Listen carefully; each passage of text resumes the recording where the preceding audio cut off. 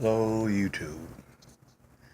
Brother Jero, YouTube philosopher, and tonight we have a story dealing with fairy tales that parallel reality. And I think one of the things about reality is that fiction sometimes mimics reality. And I think some of the most artistic stories that have transcended generations have a lot of impact on certain groups, and they impact them in such a way as to get them off track. If everything goes according to plan,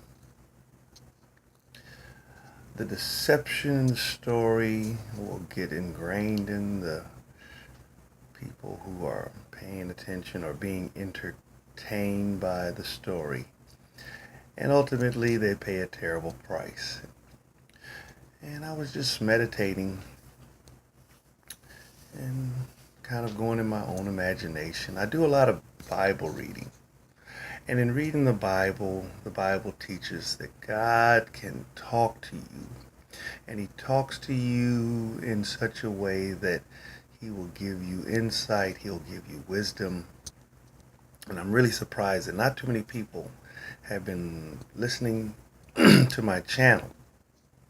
But for the few that do, many of them find a lot of what I'm saying to be very insightful and sometimes even entertaining. I'm going to make some more videos, and I think you guys are going to get a good laugh out of the ones that are coming, because I got a pretty active imagination, but I really think it's not really my imagination. I think I'm getting kind of in harmony with the God who put this thing together, and He's allowing me to see things in such a unique way that it's helpful to be able to laugh about these things, to keep from crying, because some of the things that I have come to understand are so tragic that in order to not really get or become insane, you have to be able to laugh about it. In fact, I'd kind of compare it to my days when I worked at the fire department. I was a firefighter at age 22, and I worked there for 9 years.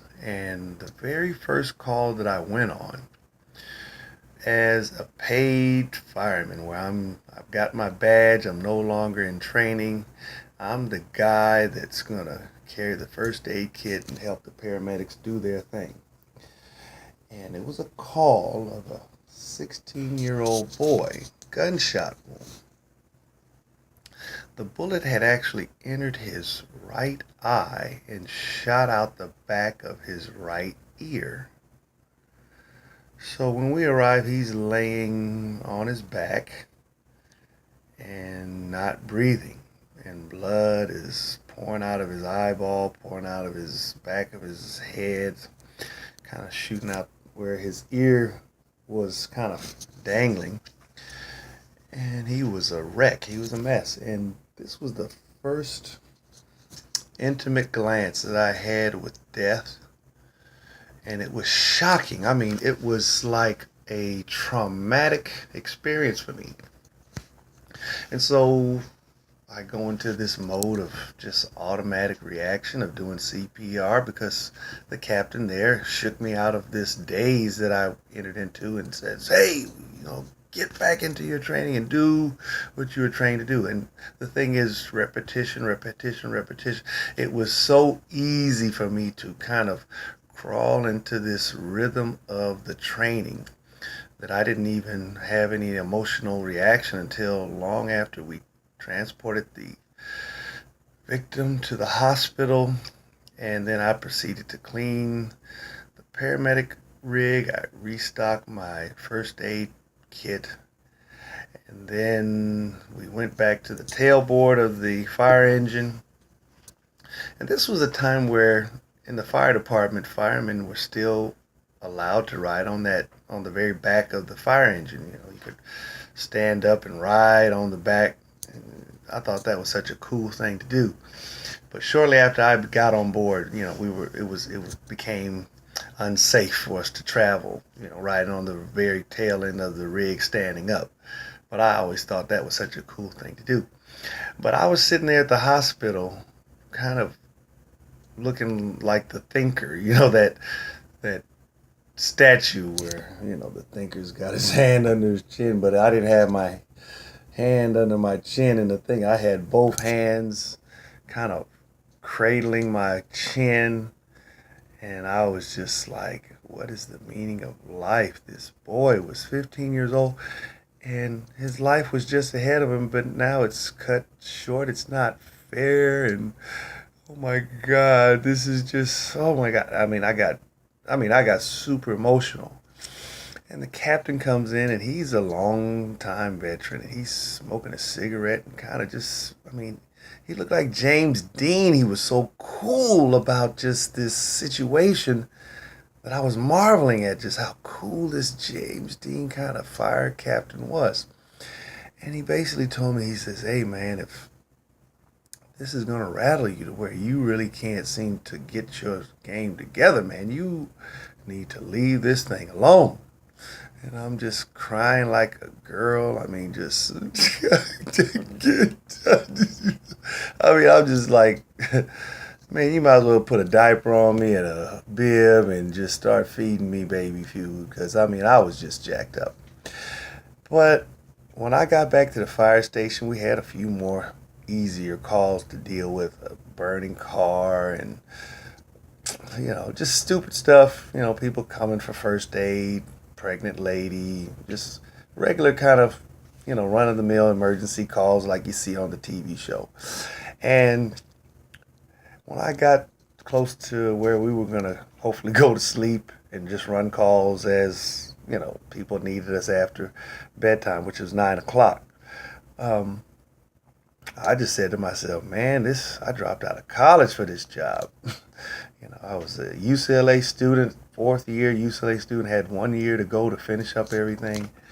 And I said, man, I can't afford to lose this job. So it's kind of funny how the mind and a person's needs will motivate him to kind of overcome some shortcomings that, are readily evident, and you reach a crossroads where you just have to make up your mind, man, what is really more important.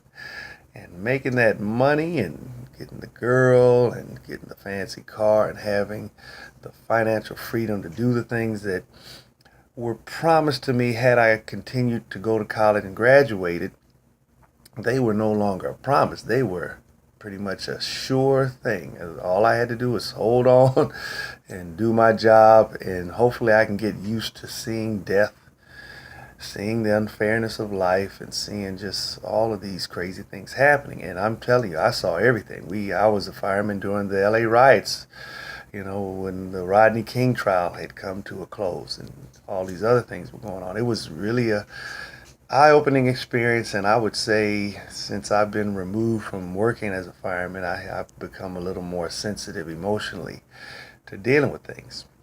So anyway, that wasn't the real purpose of my video. I know I went off on a tangent, but let's bring it back home. And the story that I wanted to focus in on was the story of Cinderella. I don't really know too much about the story other than the whole storyline itself. It was this beautiful young girl, had some stepsisters and had a wicked stepmother, and they were just putting this girl to work and abusing her. And word comes out there's going to be a ball for the prince. He's looking for a wife, and all the eligible women need to come. And Cinderella was kept back home because everybody just knew she was so fine. She was so beautiful that the prince wouldn't have no choice but to just drop to his knees and say, will you marry me? And so the message in this story is that a woman's value is summed up in her physical beauty. And I just wonder how many black women have fallen for that. If you just listen to these women talk, it's all about their physical beauty. First Lady Michelle Obama, when asked, who would you want to be if you had an opportunity to be anybody? She wants to be Beyonce, which to me is striking in that this woman has a degree from Harvard. She's an attorney. She's well respected. She's the first lady to the President of the United States, the most honored position in this land. But she would rather be a bimbo, a very beautiful woman. I'm not going to, in fact, let me retract that. I'm not going to call Beyonce a bimbo. Because Beyonce is a married woman, and I don't want to dishonor her in calling her a bimbo, and I don't want to dishonor her husband. Because for the one thing that she does project an image of very sensuality and sex. She, but she also sings songs that kind of, you know, I would say for every 10 songs that she promotes debauchery and fornication and just a free, kind of undisciplined way of life for a woman, she will make one or two songs that kind of will say, you know what, I'm not such a bad girl off after all. Because I remember this, if you really like what you see, put a ring on it or something like that. I don't even remember the song, but it's a lot of clapping, a lot of, chanting kind of thing. And so she's kind of encouraging women to, make these men marry us. But I'm like sitting there asking a question. Do you guys really understand what marriage means and what it's all about? Because just getting married, putting a ring on it, is not really telling us a whole lot about marriage, and it's not really telling us a whole lot about the man. It's not telling us really anything about the woman. So Cinderella, she gets left behind while the wicked stepmother and the two wicked stepsisters go off to meet and to party with Prince Charming. Now, the funny thing about this story is that they left and they were representing themselves. I mean, they were not going to see Prince Charming fronting to pretend to be something they're not. But here was, Cinderella's kicking it at the house. She's dreaming, what it would be like to meet the prince, but I'm just not worthy. And here comes this fairy godmother. And she turns rats into,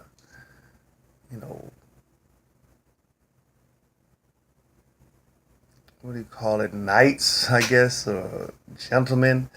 She turns all of these oddball items that are around the house into glamorous things, and even dresses up Cinderella in a beautiful gown. So everything that Cinderella is about is deception. She's going in and running game thanks to this fairy godmother, but I'd call her a fairy witch. She's a witch because she's getting ready to deceive this Prince Charming. And everybody wants to get upset at the wicked stepmother and the wicked stepsisters, but, they were letting this woman live in their home, and they were making her put in work. I would say that for her to put in work is a good thing, but everybody's looking at work as being this terrible thing to do, especially at home. So here it is. We're getting kind of a subliminal message there, but we're getting this big message that, you can, front and pretend, and, and if you're really good, you might be able to get some help in helping deceive somebody into believing something about you that you're not. And so she goes to the party, and everybody's thinking, ooh, who's this beautiful woman? And she was naturally beautiful, but the thing was she had to dial up her game through supernatural means to be in a position to impress this prince. And he's getting all excited because, oh man, she's bomb. Look at her dress. She's just got it going on. And all of a sudden the clock strikes midnight, the lie is about to be revealed, and Cinderella, she knows what's going on, because if she didn't, she would have stood right there and she would have just said, hey man, check me out. But she was so caught up in her lie that she knew, I don't want to be embarrassed and that this man is thinking I'm something I'm not. And here I go. I better get out of Dodge before, this man finds out how wicked and deceitful I was. And so she runs and leaves a shoe, and the wicked fairy godmother, because I don't even know if in the story they called her good. They just called her the fairy godmother, fairy. We think fairies are good. I say that she's a demon, she's a witch, and she lied. She helped promote this deception. And ultimately, the story goes, the man runs around the whole countryside. He finds Cinderella. Oh, the shoe fits. If the shoe fits, wear it. But the shoe that he was putting on this woman's foot was a supernaturally created shoe. It was a shoe that was formed by this wicked fairy godmother. And ultimately, the story ends that, he finds her, and now he can take her home and they can live happily ever after. Now, the funny thing about that story is that it just says that they live happily ever after. But I'm going to tell you straight up, that story is not going to end up happily ever after, because if Prince Charming got real man spirit in him, he's going to think and realize, man, this woman lied to me. And she lied to me not once, but twice. She lied to me when she came to the party dressed up and gussied up. And then she lied to me a second time when the clock strike midnight and she ran off. But now he's going to reward her for all this lying by making her the queen. To me, this is the most idiotic story, and to me, it should give insight to you black women, because this is what you guys are running around here doing. You guys are running around here pretending to be something you're not. You are running around here acting like you are just such a great catch, but at the same time that you're saying these wonderful things, the deception is visible by all of these Prince Charmings that really got some sense in that.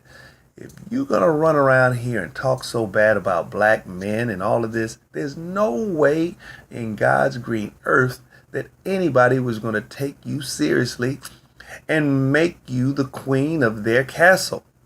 If they've got any sense, they're going to pay attention to this story that I'm telling them, and they're going to hopefully understand that you Cinderella women, yeah, you are gussied up with careers, with degrees, but you have nothing of real substance, because all of these things were given to you by your fairy godmother, the federal government.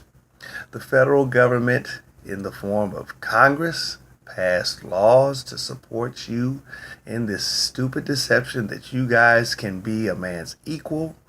You guys get these degrees, you get so full of yourself, you get so egocentric that nobody can tell you nothing. But your day is going to come, and you're already seeing it, because many of you women are over 30 years old.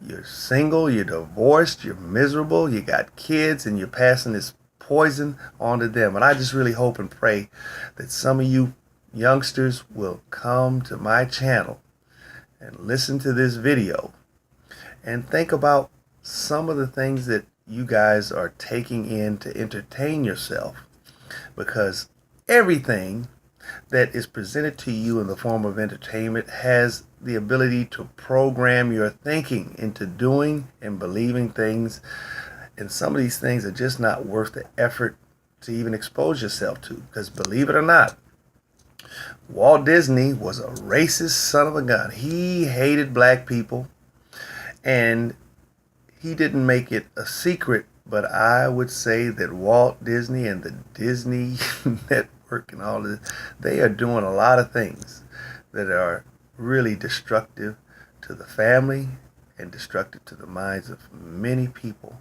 And I just hope and pray that we become more sensitive to these things. Now, one thing I would say is that Walt Disney has the freedom to conduct their business as they see fit.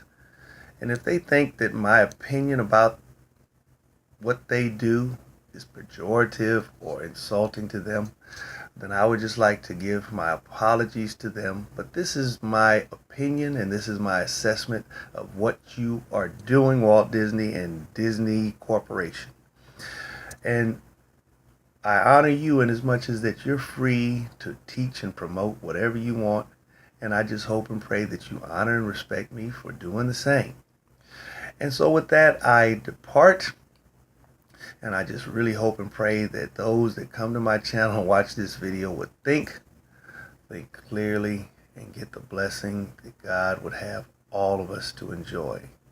God is not our enemy. He made us. He put us in this situation called life so that we could have a relationship with Him and receive not curses, but blessings. I did, one last thing I would say, I did comment on a video. A woman was talking about just black women and saying all these positive things about black women. And I made a comment to basically say that, hey, you guys are bankrupt. You really think more of yourself than you ought to. And you're not doing what the Bible teaches. But as it turned out, I had to catch myself and say, you know what? You guys are doing exactly what the Bible is teaching. Because the Bible teaches that if you do things the way God has commanded you to do, that you would be honored, you would be blessed, and you would receive honor from those that you would encounter. But he also said that if you do not do what I tell you to, then you're going to be actually cursed. You're going to be a reproach to those that you see. And to me, I think this is proof that this world is created by that God of the Bible. He has peeped game. He has told us for over 2,000 years how things are and how things are going to be, and we continue to call that book garbage. But you know what? I would tell you women, any woman, black, white, Asian, I don't care what persuasion you are, read Proverbs 31, starting around verse 10. It talks about, the value of a good and virtuous woman. And if you guys read that and just pray, say, dear God, I've read your word and I want to understand what you have described in this, and send your spirit to teach me where I'm falling short and to motivate me to do those things, to do and be all that I desire to be. Because I don't think there's any woman on this earth that wouldn't want to be honored, respected, and praised. But to be honored and respected and praised for being a whore, for being a promiscuous woman, and basically saying there's nothing wrong with me being promiscuous, to me, you are already off track. And so with that, I depart, and I just hope you guys will really get this, and because I'm tired of hearing all of this back and forth. You women don't want to heed or even consider criticism, but you are so quick to make yourself out to be a victim. All of these black men are saying so many bad things. Yeah, we're saying what you're doing. We're not saying that you are bad. We're saying what you do is really making you look bad, and you need to change for the better. And so with that, I depart. Peace to all who listen and heed the word in this message.